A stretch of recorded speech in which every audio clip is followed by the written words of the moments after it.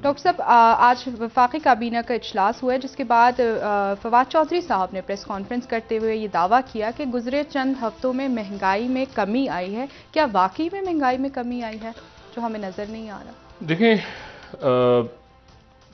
बहुत सारे ट्रक, बहुत सारे, वो ट्रकों का अड्डा होता है ना, जी। तो बहुत सारे ट्रक और बहुत सारी बत्तियां और बहुत सारे लोग मुख्तलिफ ट्रकों की बत्तियों के पीछे लगे हुए, इधर से उधर, इधर से उधर। ये मुल्की सतह पे भी और आलमी सतह पे भी। और मैंने थोड़ा सा काफ़ी दिन पहले बात की थी कि हम कुछ 10-15 दिन के बाद ज़रा मुल्की सियासत को भी डिस्कस कर लिया करेंगे।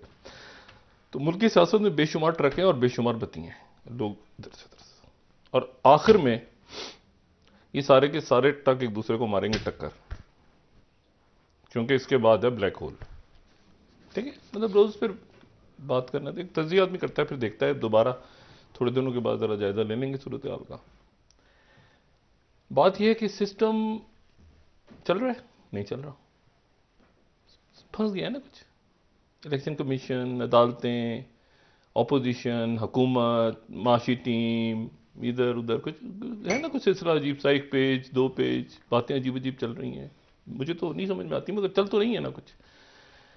तो अब मसला ये है कि मुल्की सियासत में जो पिछले 15 दिन का अगर हम जायजा लें, एक तो फवाद चौधरी साहब भाई हमारे, थोड़ा सा जाहिर है कि हुकूमत माशी टीम का इशू है तो उनकी तो गलती नहीं है ना, लेकिन ये कि उनको जाहिर है कि कीमतें क्या हैं, उनको माशी टीम की भी वजाहत करनी पड़ती है, क्योंकि जो वजीर इतलात होता है जाहिर है वो सबके फिर बोझ उठाता है, जितने भी मुख्तलिफ टीम्स होती हैं।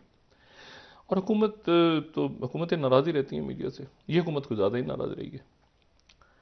और दूसरी बात यह है कि देखें, आज ये जो वज़ीर आज़म साहब ने वो उनको बुलाया, जो मलिक अदनान मलिक साहब अदनान को। साहब को, और उनको एजाज़ भी दिया, और सारी कौम उनके मशहूर है, और वो बिल्कुल एक रियल मॉडल पाकिस्तानी जिन्होंने कोशिश की मुकम्मल तौर पे बचाने की, वो बड़े खूब सारे सुबह उलमाए कराम, तकी उस्मानी साहब, जी। मौलाना अबुल खैर साहब, और दीगर जुमा बहुत बड़े नाम, वो सारे गए श्रीलंका के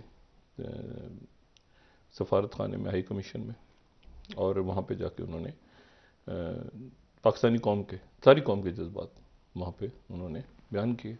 वज़ीर आज़म साहब ने भी जो बात की वो सारी वही की। लेकिन मसला ये है कि हुकूमत जो है वो नाराज़ होती है हमेशा।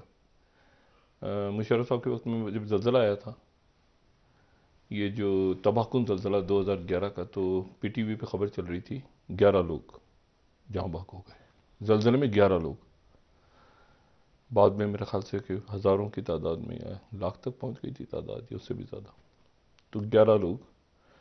फिर उसके बाद जब प्राइवेट मीडिया ने कवरेज देना शुरू की तो लोगों को पता चला कि क्या हुआ है वहाँ पे, क्या क़यामत आई है। और शुरू पे बड़ी नाराज़गी थी कि आप ये क्यों खाई हाँ क्यों बहुत बता रहे ज़्यादा, हैं? आप क्यों ये आप बताना चाह रहे हैं कि जी ज़लज़ला आ गया, ये हो गया, अच्छा। तो एक हमेशा इस किस्म का, देखिए मिसाल के तौर पे ये वाक़या है जो एक बदकिस्मत वाक़या, तो सरकारी टीवी पे क्या कवरेज इसकी होती है मुझे बताइए। प्राइवेट मीडिया नहीं उठाया ना, सब ने उठाया है, पूरे मुल्क ने उठाया है। तो सरकारी मीडिया के बस में होता तो ये कहते हैं कि एक शख्स ऊपर से गिर गया, दरख्तों के पेड़ से गिर गया, बच्चे खेल रहे थे उनके सर पे गिर गया, ऐसी कोई खबर चलती, या शायद ये भी ना चलती। तो प्राइवेट मीडिया ने उठाया, एक लोगों का जहन बनाया और बताया कि पूरा मुल्क और पूरी दुनिया जो है वो किस तरह, मतलब हम किस तरह से, तो नाराज़ रहते हैं वो। अब खुदा जाने क्यों नाराज़ रहते हैं, लेकिन अब आने वाले दिनों में शायद और नाराज़ हों। कीमतों के हवाले से बात उन्होंने की कि 2 हफ्ते के अंदर कीमतें, कम अच्छा होंगे। हाँ, मैं उस पर ज़्यादा बात नहीं करूँगा, इसलिए उसकी वजह यह है कि मिनी बजट ने भी आना है, उसको रोका हुआ है। जी। वो जो 350 अरब रुपए के टैक्सेस लगने, वो भी लगने हैं, अभी उसको रोका हुआ है हुकूमत ने। ठीक है, और वो लगने हैं, वो लगेंगे, तो उसके बाद वो हमें एक आईएमएफ बिलियन लोन डॉलर देगा। का आईएमएफ मिलेगा। और वो 1 बिलियन का आईएमएफ का लोन उस वक्त मिलेगा जब उनको हम ये दिखा चुके होंगे कि 3 अरब डॉलर सऊदी अरब से आ गए। ठीक है, और अब शौकत अली साहब ने बड़ी अच्छी बात की कि उस $1 अरब के जब आ जाएगा आईएमएफ का, तो उससे हमें एक फायदा होगा, और फायदा ये होगा कि हम और अदारों से भी कर्जा ले सकेंगे कि देखिए हमें आईएमएफ ने दे दिया, तो हम फिर एशियन डेवलपमेंट, उन्होंने खुद कहा, उन्होंने कहा कि जब कर्जा आपको एक बड़ा बैंक दे देता है तो उसके बाद दूसरे रास्ते भी खुल जाते हैं, बाकी जो मालियाती अदारे हैं वो भी फिर आपको कर्जा देते हैं कि यार इनकी क्रेडिबिलिटी बन गई क्योंकि इनको आईएमएफ ने कर्जा दे दिया। और आईएमएफ ने कर्जा क्यों दिया कि क्योंकि सऊदी अरब ने, मैंने कहा मुख्तलिफ ट्रकों के पीछे बेशुमार ट्रकों के पीछे बेशुमार। अच्छा, ये तो हो गया इधर का मामला। अब आप आ जाए सियासी ट्रक की बत्तियां। सियासी ट्रक की बत्तियां ये हैं कि खान साहब को अच्छी तरह इल्म है कि उनकी कम से कम काबीना के 4 या 5 लोग तो माइनस इमरान खान फॉर्मूले पे काम कर रहे हैं करसे से, ठीक है। एक जो है वो खैबर पख्तूनख्वा से हैं, खैबर हाँ पख्तूनख्वा बस, हाँ एक शख्सियत है जो खैबर पख्तूनख्वा से हैं, एक कराची से हैं, कराची इस्लामाबाद दरमियान में, एक कहीं जनूबी पंजाब से हैं, ठीक है। तो एक और शख्सियत हैं, एक दो और शख्सियत हैं, एक माशिरीन से भी हैं।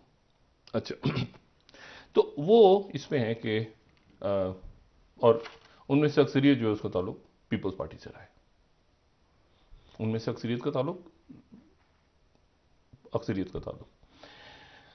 और उन्होंने पीपल्स पार्टी की क़यादत से बात भी की है। मैं ये बात इसलिए कह रहा हूँ कि एक दो ने तो मेरी मौजूदगी में की है।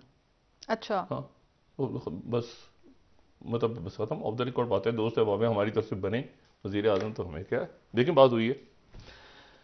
अब मैं उनके साथ बैठा हुआ था या पीपल्स पार्टी वालों के साथ बैठा हुआ था, फोन पे हुई बात हुई। ये एक सवाल है कि मैं उनके साथ था या उनके साथ था, मैं बैठा हुआ था कहीं, दोनों में से एक तरफ, फोनों पे बात चलती। अच्छा, तो यानी पीपल्स पार्टी के जो शख्सियत, उन्होंने कहा डॉक्टर साहब ये सुने, उन्होंने जो था उन्होंने कहा डॉक्टर साहब ये जरा सुने, तो ऐसे था दरमियान में, ठीक है। काफी अरसे से चल रहा है सिलसिला, तो लेकिन ये फॉर्मूला नहीं चलेगा, ये भी ट्रक की बत्ती है। उनको किसने लगाया इस ट्रक की बत्ती के पीछे, वो वही बता सकते हैं, क्योंकि कोई भी इमरान खान साहब के अलावा वोट नहीं देगा पीटीआई का, ठीक है। और अजीब सी बात लगेगी कि भाई ये वो फार्मूला है जो खुर्शीद शाह साहब ने भी दिया, ठीक है, कि पार्लियामेंट के अंदर से ही तब्दीली लाके और कोई और शख्स आ जाए 5-6 महीने के लिए बना दे। ये हो गई एक ट्रक की बत्ती। अब है दूसरी ट्रक की बत्ती। दूसरी ट्रक की बत्ती ये है कि जी पीपल्स पार्टी की तरफ से एक वजीर आजम आ जाए, ठीक है, और पीपल्स पार्टी के वजीर आजम इसी पार्लियामेंट से आ जाएं, और वो जो है वो फिर नवाज शरीफ साहब के, यानी मुस्लिम लीग नून उधर हो, इधर पीपल्स पार्टी हो, और उसके बाद वो जो आपस में दोनों काम करें, और फिर उसके बाद वो जितना अरसा रह गया इस काबीना को, हुकूमत को चलाएं, और उसके बाद वो डिसॉल्व कर दें। ये भी ट्रक की बत्ती है। उसकी वजह ये है, ये आपने देखा ना, पीटीआई खुश है इस पे ना, ये मतलब है कि पीपल्स पार्टी की प्रो बयान आ रहे हैं ना, पीपल्स पार्टी, उन्होंने भी नवाज शरीफ साहब पे अटैक किया कल, देखिए ना। तो मैं हमेशा कहता हूँ ना, अनहोली उसमें कई मुराद से बीच में गड़बड़ करके आ जाते हैं, वो छोड़ दें, वो ऐसे ही है, वो ऐसी साइड पे चीज़ है। अच्छा, बिलावल नहीं ज़्यादा पसंद करते इस फॉर्मूले को। बिलावल जो है वो थोड़ा सा मतलब, लेकिन ठीक है, बहरहाल पॉलिटिक्स में सब हर चीज़ पॉसिबल है, सियासत है। वो फार्मूला ये है कि इसमें से, अच्छा ये मेरे नज़दीक ट्रक की बत्ती इसलिए है कि इसमें पीपल्स पार्टी का अगर कोई वजीर आजम आते हैं, पीपल्स पार्टी कोई भी आते हैं, अच्छा वहां पर भी 2-3 बातें हैं। एक बात यह है कि खुर्शीद शाह साहब या जो है वो बिलावल साहब खुद, या जरदारी साहब खुद, तीनों, या राजा परवेज रशीद साहब, या कोई और शख्सियत जो पार्लियामेंट में मौजूद। अच्छा, लेकिन सवाल यह है कि वो उसकी जो है वो उसकी डायनेमिक्स के वो होगा कैसे, क्योंकि उस सूरत में पार्लियामेंट में बहुत बड़ी तादाद में, नंबर गेम है ना, तो नंबर गेम में तो अभी अपोजिशन में बैठे हैं। अच्छा, पीपल्स पार्टी का कहना यह है कि हमसे बहुत से लोग राब्ते में, और सही है वो पीटीआई के, लेकिन वो राब्ते में है तो फिर वो फ्लोर क्रॉसिंग होगी, क्या होगा, कैसे, कितनी तादाद होगी जो यहां पे नंबर बने। ठीक।